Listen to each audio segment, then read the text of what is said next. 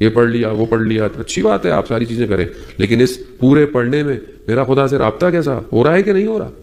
اور یہ رابطہ خالی نہیں ہو سکتا کہ میں مسجد میں ہوں تو میرا رابطہ ہے، باہر نکلوں تو رابطہ نہیں ہے. نہیں، مخلوق مجھ سے ناراض ہے اور میں خدا کو راضی کرنے چلا ہوں، یہ بھی پاسبل نہیں ہے. شب قدر میں آپ نے لوگوں کا دل دکھایا ہو، لوگوں کا حق کھایا ہو، اور آپ سر پہ قرآن رکھ کر بولیں بکا یا اللہ، بکا یا اللہ، بکا یا اللہ. کیسے ہوگا بکا یا اللہ؟ جب آپ کوئی شخص آپ سے راضی نہیں ہے، کسی شخص کو آپ نے نقصان دیا ہوا ہے، کیسے ہو سکتا ہے؟ ہو ہی نہیں سکتا کہ انسان مخلوق کا شکر نہ کرے اور خالق کی بارگاہ میں شکر کرنے چلا جائے. خدا کو پہچانے عزیزان محترم، روز محشر اسی کی بارگاہ میں کھڑا ہونا ہے، کوئی نہیں ہوگا. مالک یوم الدین وہی ہے، اس سے کہاں لا يمكن الفرار من حکومت، تیری حکومت سے فرار ممکن ہی نہیں ہے پروردگار، کہاں جاؤں گا میں؟ اور وہ ہر چیز کو عیاں کرے گا، ہر چیز کو کھولے گا. یہاں تو انسان کور کر لیتا ہے، باتوں کو چھپا لیتا ہے، کپڑے اچھے پہن کے، خوشبو اچھی لگا کر انسان اپنے اندر کی ہر چیز کو چھپا دیتا ہے. روز محشر تھوڑی چھپائے گا، وہ تو ہر چیز، کیونکہ مالک وہی ہے. تو کیا واقعاً اس کی بارگاہ میں ہم شکستہ دل ہو کے آتے ہیں کہ نہیں آتے؟ کیا اپنے آپ کو صاف کر کر اس کی بارگاہ میں آج آئے ہیں کہ نہیں آئے ہیں؟ عزیزان محترم، حضرت یونس کو دیکھیں آپ، اللہ کا نبی ہے، معصوم ہے، مگر اپنی قوم کے معاملے میں جلدی میں کہ انہوں نے اگر عذاب نہیں بھیجا تو تھوڑا سا خدا سے ترک اللہ کی طرف چلے گا. خدا نے نبی کو 3 اندھیروں میں ڈال دیا، نبی کو 3 تاریکیاں، 3 ظلمات. کون سی؟ رات، سمندر کا پانی اور مچھلی کا پیٹ. 3 اندھیروں میں اللہ کا نبی چلا گیا، 3 اندھیروں میں. اور وہاں جا کر پھر حضرت یونس کیا کہتے ہیں؟ لا الہ الا انت سبحانک انی کنت من الظالمین. میں نے ظلم کیا پروردگار، میں نے ظلم کیا. وہ تو نبی ہے، ہمارا معصوم ہے، لیکن اس کے باوجود بھی اگر ذرا سا کچھ ہوا تو کس طرح خدا کی بارگاہ میں اپنے آپ کو گڑ گڑا رہے ہیں. عزیزان محترم، میں اپنی بات کر رہا ہوں، آپ مجھ سے بہتر ہے. میں اپنی زندگی میں کتنی راتوں سجدے میں گیا اور میں نے یہ کہا ہو لا الہ الا انت سبحانک انی کنت من الظالمین. کیا مجھ سے غلطی نہیں ہوتی؟ کیا میں کوتاہی نہیں کرتا؟ کیا میں کسی کا حق یا کسی پہ ظلم نہیں کرتا؟ ظلم کا مطلب کسی کو مارنا تھوڑی ہے سر جا کر، جو اپنے اوپر ظلم کرنا، اپنی خواہشات کی پیروی کرنا، انسان ظلم کر رہا ہے اپنے اوپر. اپنے آپ کو نقصان دینا، گناہ کرنا، غیبت کرنا، آنکھوں سے گناہ کرنا، کانوں سے غلط سننا، خوب یہ ظلم ہے اپنے اوپر، کیونکہ یہ سب میرا نہیں ہے، اصل مالک وہ ہے اس کا. تو کیا میں اس کی اس نعمت میں ظلم نہیں کر رہا؟ کہ جواب دینا پڑے گا. خوب ظلم کے مقابلے میں عدالت ہے، انسان عدالت قائم کرے. آج کیا ہم واقعاً امام زمانہ کے لیے معاشرہ بنا رہے ہیں کہ نہیں بنا رہے؟ امام علی علیہ السلام کے لیے ہم گریہ کرتے ہیں، کیسے لوگ تھے امام کو اکیلا چھوڑ دیا، کیسے لوگ تھے امام تنہا ہو گئے، کیسے لوگ تھے امام کی بات نہیں سنتے تھے. آج ہم امام زمانہ کی بات سن رہے ہیں، آج ہم امام زمانہ کے لیے اپنے آپ کو تیار کر رہے ہیں. پہلی چیز انسان خود ہے، دوسری اس کا گھر ہے، تیسری اس کی کمیونٹی ہے. سب سے پہلے تو اپنے آپ کو انسان بہتر کرے، پھر انسان اپنے گھر کو بہتر کرے. کیا ہمارے گھر ایسے ہیں؟ ہم مولا کو مانتے ہیں، مولا کو مانتے ہیں، جناب سیدہ کو مانتے ہیں، ان کی سیرت پہ چلنے کی کوشش کرتے ہیں، لیکن کیا صرف یہ ہماری خوشیوں میں منقبت تک ہے یا ہمارے گھروں کے اندر بھی ہیں؟ کیا ہم اپنی بیٹیوں کی تربیت واقعی ایسی کر رہے ہیں جو جناب سیدہ کی سیرت پر ہو یا نہیں ہو؟ وہ خاتون کے جو ان مشکلات کو دیکھتی رہی ہیں عزیزان محترم، ہر معاملے میں خاتون اپنا کردار ادا کرتی. جناب سیدہ گو کے رسول خدا کی بیٹی ہیں، سیدۃ النساء العالمین ہیں، مختلف الملائکہ، ملائکہ ان کے گھروں میں نازل ہو رہے ہیں، مگر اس کے بعد بھی جب کام ولایت کا آیا تو اپنا گھر چھوڑا اور مدینہ کے دروازوں کو کھٹکھٹایا. کس لیے کھٹکھٹایا؟ شوہر کے لیے نہیں، وقت کے امام کے لیے. وہ وقت کا امام تھا. کیا آج ہم اپنی ماؤں، بہنوں، بیٹیوں، کیا وہ اپنے آپ کو اپنے وقت کے امام کے لیے تیار کر رہی ہیں کہ نہیں کر رہی؟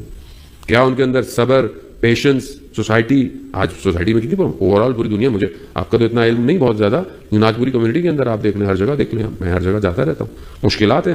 آج ہمارے گھر نہیں ہے، آج ہر چیز میٹرلسٹک ہے، مادے، رشتے بھی میٹرلسٹک. ذرا سی کچھ بات ہوتی ہے تو جس طرح ون ٹائم پیپر یوز کرتے ہیں ہم لوگ کھانے میں، اسی طرح رشتے بھی 2 منٹ میں ہم اٹھا کے پھینک دیتے ہیں. ہم احساس ہی نہیں کرتے کہ صدر اسلام میں لوگوں نے کتنی مشکلات جھیلی. کربلا پر ہم روتے ہیں، خواتینوں پر ہم جو ہے وہ سلام پیش کرتے ہیں ان مشکلات میں، لیکن آج ہماری مائیں، بہن، بیٹیاں ذرا سے بھی چیزوں کو برداشت نہیں کرتی ہیں اور رشتوں کو کاغذ کی طرح توڑ کے پھینک دیتی ہیں. تو کیا ایسے گھروں میں امام زمانہ کا سپاہی پیدا ہوگا؟ کیا ایسے دامن میں وہ اولاد پرورش پائے گی کہ جو علی اکبر کے راستے پر چلے گی؟ نہیں ہوگی. تو ہم اپنے آپ کو ریفارم کریں جانے محترم، ان مشکلات کو، ان چیزوں کو، خاص طور پہ جوان جو ہمارے مجالس میں آتے ہیں، نہیں آتے، لوگ کہتے ہیں جوان آتے نہیں ہیں، خب کیوں نہیں آتے جوان؟ قصور ہمارا ہے؟ ہم نے مسجد امام بارگاہوں کو کیوں نہیں اپ گریڈ کرتے؟ اپ گریڈ سے مراد صرف یہ کہ ساؤنڈ سسٹم اچھا لگا لیا، چیزیں جو ریکوائرمنٹ ہیں آج زمانے کے حساب سے، آپ اپنے جوانوں کو انگیج کریں۔ اگر آپ نہیں کریں گے تو یہ دوسری طرف جائیں گے، مطلب قصور ہمارا ہے، قصور کسی اور کا نہیں ہے۔ آج دنیا جو ہے وہ مختلف طریقے سے پریشر کے اندر ہے، آج جو ہے وہ دنیا ایمان چھیننا چاہتی ہے، ہوگا تو وہ کھڑا رہے گا، اگر اس کے پاس ایمان نہیں ہو، چاہے یہ مسجد کی پہلی صف میں نماز پڑھتا ہو، یہ کسی کام کا نہیں ہے۔ وہ دشمن یہی کرتا ہے۔ آج سوشل میڈیا، آج جتنے پلیٹ فارمز ہیں، آج چاہے آپ جتنی بھی چیزیں دیکھتے ہیں، یہ سب انسان کے اوپر اثر کرتی ہیں۔ آج آپ کے بچے باہر پڑھتے ہیں، بہرحال مختلف جگہوں پہ پڑھتے ہوں گے، لیکن کیا آپ نے اپنے گھر کو اتنا اسٹرانگ بنایا ہوا ہے؟ جب جنگ ہوتی ہے تب تیاری نہیں کی جاتی، جب امن ہوتا ہے تب تیاری کی جاتی ہے، اور جب آپ امن میں ہیں تو آپ کو تیاری کرنی ہے۔ جب معاملہ سر سے اوپر چڑھ جائے، جب اولاد بگڑ جائے، معاشرہ خراب ہو جائے، پھر آپ اس کے بعد پریشان ہوں گے، نہیں انسان مطلب پہلے کرنا چاہیے۔ ابھی بھی وقت ہے کہ انسان اپنے آپ کو بہتر کرے، اور ہر طرف ہے یہ انسان محترم۔ یہ شب قدر کی راتیں یہ سب سے زیادہ انسان کے اپنے تفکر کے لیے ہیں، اپنے آپ کو چیک کرنے کے لیے، ویئر آئی ایم اسٹینڈنگ، میں کہاں کھڑا ہوں۔ مولا کائنات کی خود وہ حدیث کے امام فرماتے ہیں کہ اگر تمہارا آج کا دن کل سے بہتر نہیں تو تم نقصان میں ہو، اور اگر آج کا دن تمہارا جو ہے وہ تباہی کی طرف جا رہا ہے تو اس سے بہتر ہے تم موت کی تمنا کرو۔ اگر تم تباہی کی طرف جا رہے ہو تو تم موت کی تمنا کرو، کیوں؟ کیونکہ نقصان میں جاؤ گے، پھر تم کچھ کر نہیں سکتے۔ تو کیا ہم ان حدیثوں کو یہاں سے سنتے ہیں، یہاں سے نکال دیتے یا اس کو اپنی زندگی میں لے کر آتے ہیں؟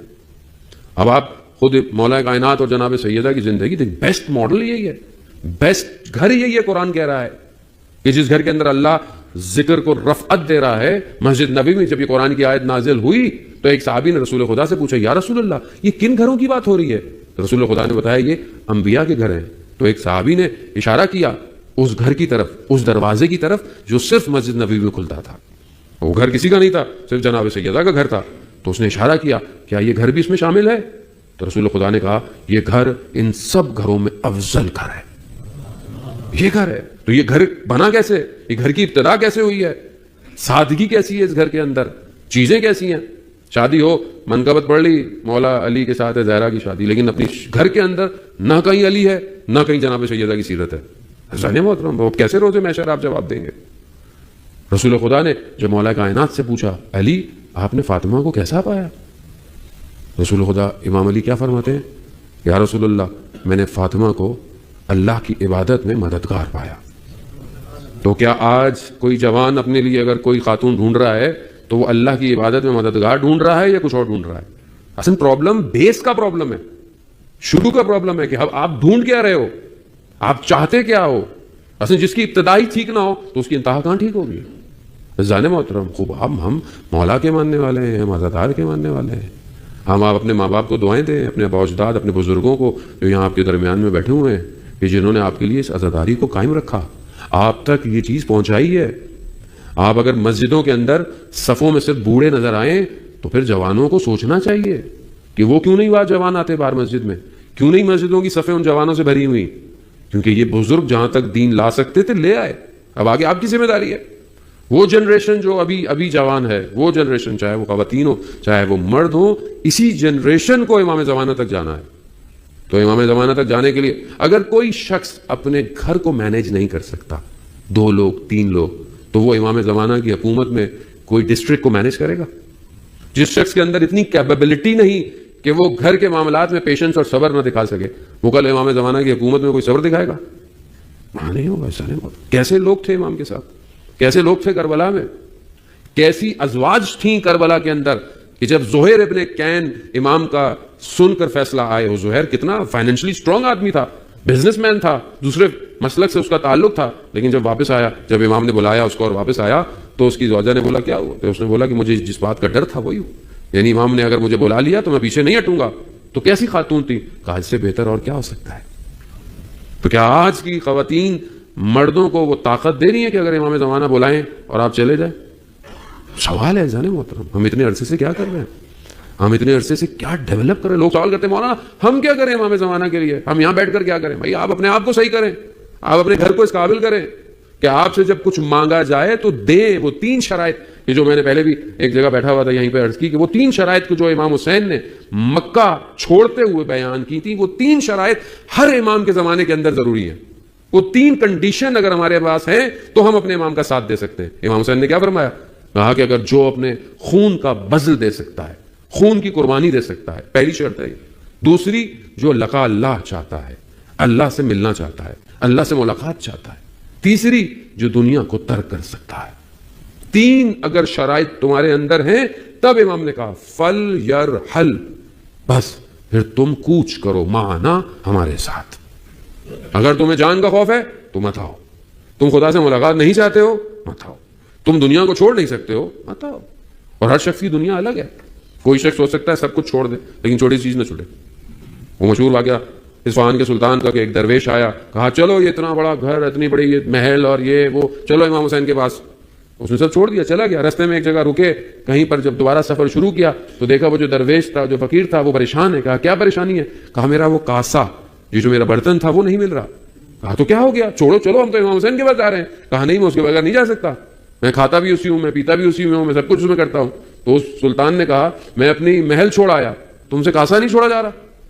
ہر شخص کی دنیا الگ ہے اور ہر شخص اپنی اس دنیا میں گرفتار ہے. ترک دنیا, دنیا اٹیچمنٹ, دنیا بیلونگنگز, دنیا کوئی چھوٹی چاہتے, رشتے, یہ دنیا ہے.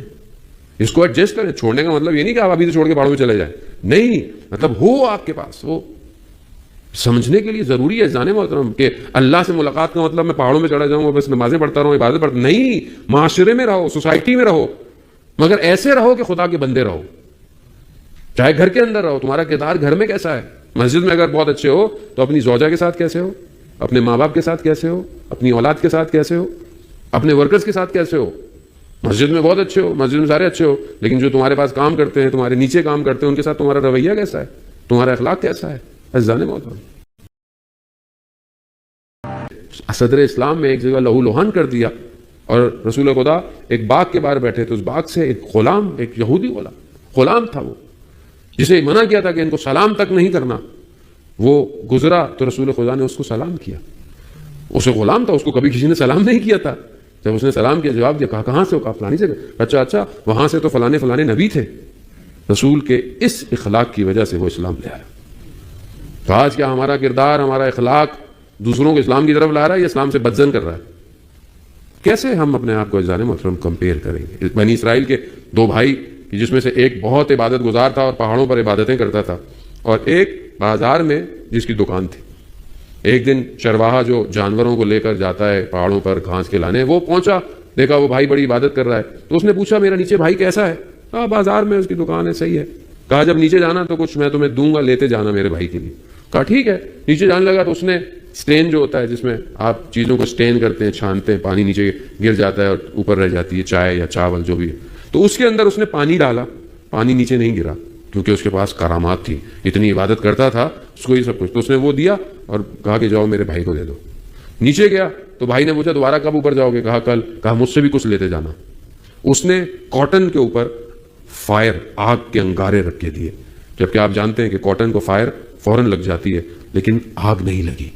وہ اوپر لے کے گیا. وہ جو اوپر عبادت کر رہا تھا وہ پریشان ہو گیا. کہا میں یہاں بیٹھ کر صبح شام عبادت کر رہا ہوں تو میں اس مقام پہ پہنچا ہوں, یہ نیچے بازار میں کھڑا ہو کے کیا کر رہا ہے؟ سب لپیٹا اپنا بستر اور نیچے آ گیا. بھائی سے پوچھا یہ کیا ماجرا ہے؟ کہا وقت آنے پہ بتاؤں گا. کچھ دن بعد دونوں بھائی دکان پہ کھڑے ہوئے تھے. وہ بھائی جس کی دکان تھی وہ کسی وجہ سے کہیں گیا تو ایک خاتون کسٹمر آئیں. وہ جو دوسرا بھائی تھا جو اوپر پہاڑوں سے نیچے آیا تھا, اس نے خاتون کسٹمر کا جیسی اس کی نگاہ اس کے ہاتھ پہ لگی تو نفس نے غلطی کی, گناہ, خیال غلط آیا. جیسے ہی غلط آیا وہ جو پانی تھا وہ گرنا شروع ہو گیا.